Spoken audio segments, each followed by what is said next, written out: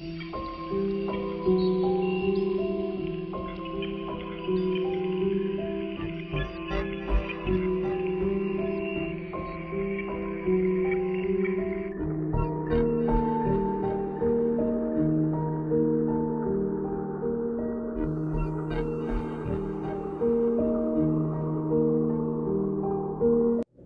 guys, balik lagi bareng gue Ali di channel Lasokat Story. Di video sebelumnya gue udah membahas Gus Miftah yang viral dengan penjual es teh, geng. Dan sebelum gue membahas Gus Miftah, gue juga udah membahas Agus yang mana matanya itu terkena siraman air keras ya, geng. Dan viral. Gue juga jadi kepikiran nih, kenapa semuanya Agus gitu kan. Bersama dengan itu banyak sekali netizen yang membuat meme gitu kan tentang nama Agus ini kayak gitu, kayak karena kejadiannya pun sangat sangat singkat gitu jadinya, geng. Dari mulai Agus yang kena air keras, terus beberapa bulan kemudian ada Gus Miftah gitu kan. Setelah itu beberapa bulan kemudian ada lagi nih Agus Buntung kayak gitu, atau bisa dikenal dengan Agus No Hand gitu kan. Nggak ada kedua tangannya, tapi dia itu melakukan perbuatan nggak terpuji kayak gitu, kayak. Tapi terlepas dari itu, gue akan membahas nasib orang-orang seperti Agus Buntung ini, geng, ketika PD2. Karena gue udah lama nggak bahas PD2 gitu kan. Di sini gue akan membahas nih nasib orang-orang seperti Agus No Hand ini kayak gini, geng. Jadi nasibnya seperti apa sih jikalau gitu kan orang-orang seperti Agus ini hidup ketika zaman PD2 gitu, kan, khususnya di negara Jerman. Seperti yang kita tahu, pada tahun 1939 sampai tahun 1945 terjadilah nih PD2, pertempuran mahadahsyat nih, kan, yang dikenal dengan nama PD2. Dan pada saat itu banyak sekali korban jiwa nih, kan, baik dari segi anak-anak, terus juga orang dewasa maupun lansia gitu kan. Korban lainnya adalah wanita, geng. Pasti menjadi korban yang sangat diincar gitu kan oleh tentara-tentara, apalagi yang mereka yang ingin memuaskan birahinya kayak gitu, geng.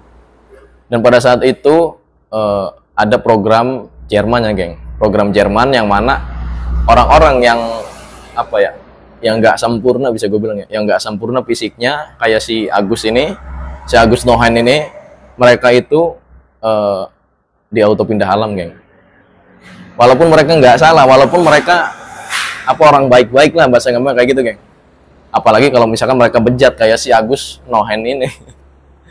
Jadi walaupun mereka baik tetap aja, geng, karena itu suatu program pemerintah kayak gitu. Nah, kenapa ke program pemerintah sekejam itu? Ya memang seperti itu faktanya.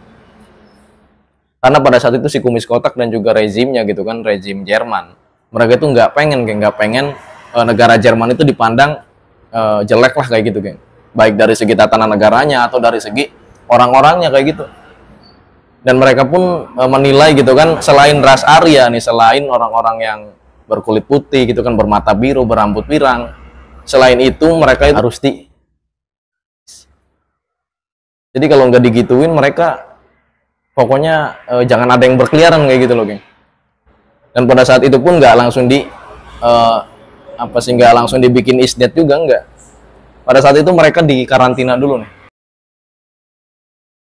kayak dimasukin ke suatu ruangan khusus gitu kan, khusus mereka kayak gitu kan.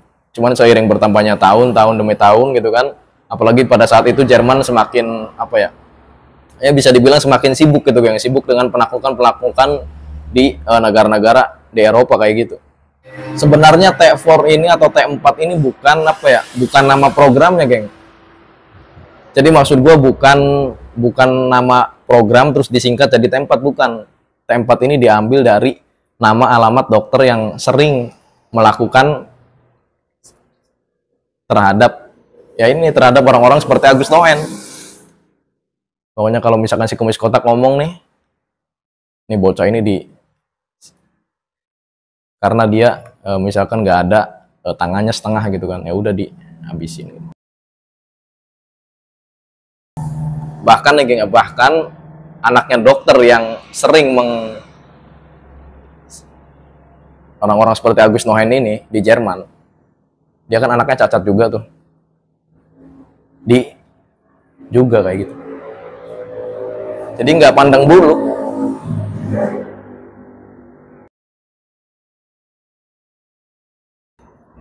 Dan sekali lagi gua terangkan, bukan orang-orang seperti Agus Nohen doang nih. Jadi bahasa gampangnya gini, geng. Orang-orang yang lebih baik dari Agus Nohen aja tapi fisiknya sama gitu kan. Mereka aja apalagi orang-orang seperti Agus Nohen. Dan orang normal pun yang berperilaku sama nih seperti Agus Nohen atau Agus Buntung lah kayak gitu bahasa gampangnya. Ya sama, mereka dihukum atau ditindak tegas pada saat itu. Bahkan pada saat itu hukum di Jerman ya, ketika PD2 bisa dibilang ekstrim. Contoh nih ya, contoh.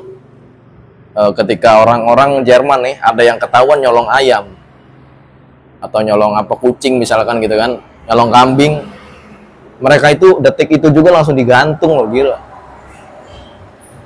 Jadi si kelapanya nih, si leher langsung diikat, langsung digantung di tiang yang ada di dekat TKP kayak gitu, geng. Atau mereka langsung ditusuk nih pakai besi panjang terus ditancepin di situ. Detik itu juga loh, gila kan. Makanya pada saat itu orang-orang Jerman nggak ada yang berani aneh-aneh. Ya apalagi mereka sedang sibuk menjajah atau menginvasi lah negara-negara yang lain gitu kan. Jadi rejim-rejim si kumis kotak ngambil simpelnya aja lah. Lu ngelanggar, lu habis kayak gitu. Jangankan orang yang ngelanggar, yang seperti yang gue bilang tadi, orang-orang dari etnis lain pun selain etnis ras Arya gitu kan, mereka juga ya contoh misalkan ada orang negro nih, orang kulit hitam nih, sekolah di Jerman gitu kan, mereka nggak ngapa-ngapain, nggak nyolong ayam, mereka nggak kriminal lain gitu kan, nggak ngebunuh juga, tetap aja mereka karena mereka beda gitu kan dan bukan ras Arya. Atau misalkan ada orang lain, negara lain gitu kan, tinggal di Jerman, tetap aja mereka nggak boleh sekolah dulu awalnya, nggak boleh sekolah, nggak boleh belanja, nggak boleh berobat ke rumah sakit umum.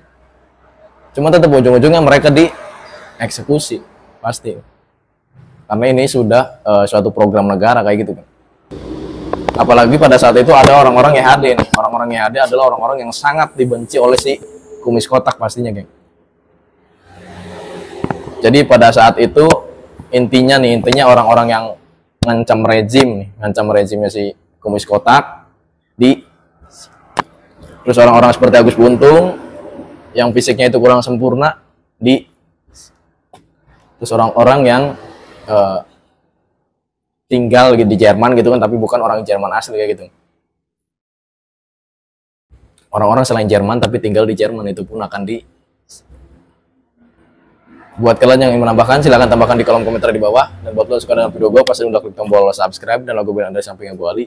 Kita ketemu di video berikutnya. Terima kasih.